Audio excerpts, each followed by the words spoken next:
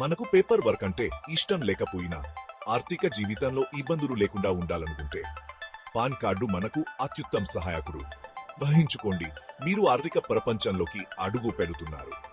అది మీ మొదటి బ్యాంకు ఖాతా తెరవడం కావచ్చు, స్టాక్స్ లో పెట్టుబడి పెట్టడం కావచ్చు, లేదా మీ కళాకారును ఈ ఎంకెట్లో కొనడం కావచ్చు.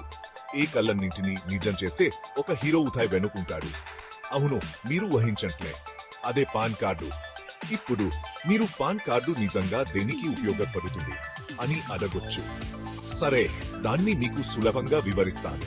పాన్ లేదా పర్మనెంట్ అకౌంట్ నంబర్ అనేది భారతదేశంలో మీ ఆర్థిక గుర్తింపుగా పనిచేసే సీమ్ అంకెల ప్రత్యేక సంఖ్య.